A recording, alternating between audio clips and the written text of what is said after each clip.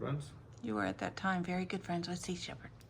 Yeah, I was on that time very good friends with Sea Shepherd, with Paul Watson, and he sent it undercover people to Isabella with a foundation, ¿cómo se dice? Veterinarios, animal doctors, no, Veterinarians. veterinarians, with veterinarians. So he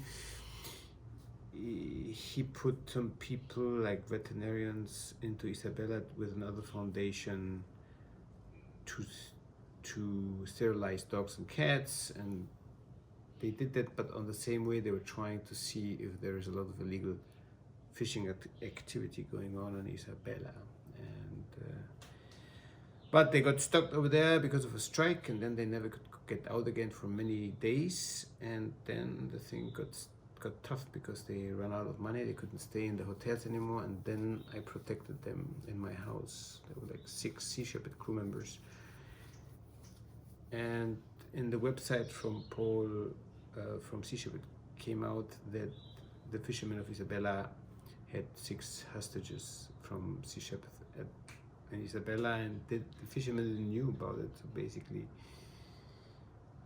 they were in my house, and good advertisement for Sea Shepherd, of course.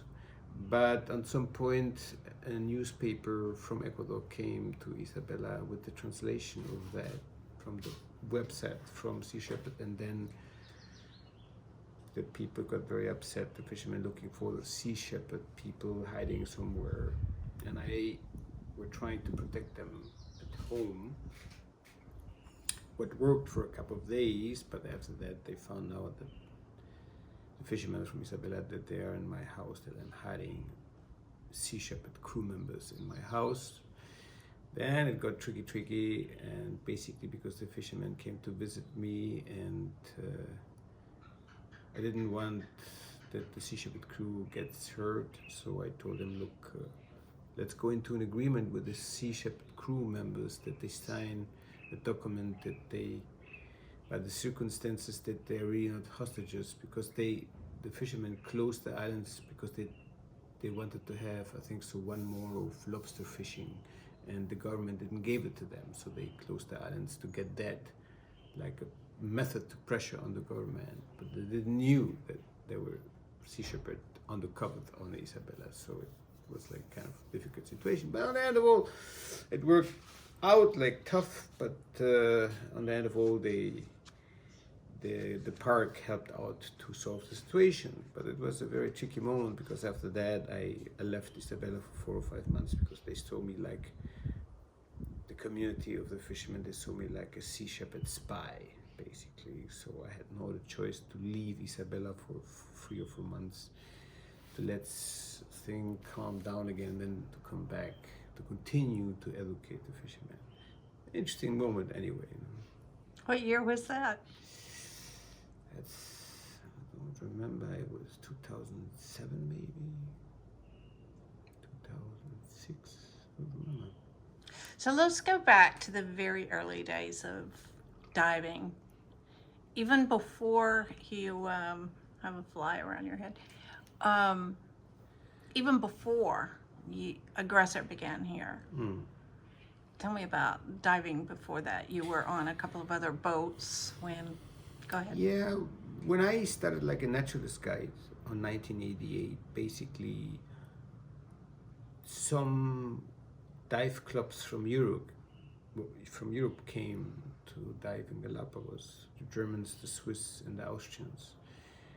And they came to the boats from the German settlers. So there was one boat from Rolf Wittmer, the Tip Top, and another boat from Martin Schreier, the Cachalote. And they came to dive. And I really didn't have any kind of dive license. A friend of mine from here taught me the basic to dive, and so it was kind of supposedly dive guide, but I basically was going with the crowd, and I was not a very good diver, but just went with the people to dive, you know, with the Germans and the Swiss and the Austrians. And in a certain way, on the way, we were scouting out dive sites, you know, and on that time there were only 4 or 5 people really doing the job like dive guides, but not an official dive guide, because there was not an official dive guide course here in Galapagos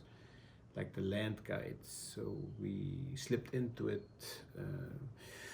Well, there was a British dive guide here, David Day. He was kind of, he had more experience, you know. David Day, Okay. British. Another one, mechanic, British also, Godfrey Merlin. Then there was another, Jimmy Iglesias, I would say. They were the pioneers of, before myself, you know, taking people diving. You know. And then I slipped into it, you know. You would have a break there and then continue.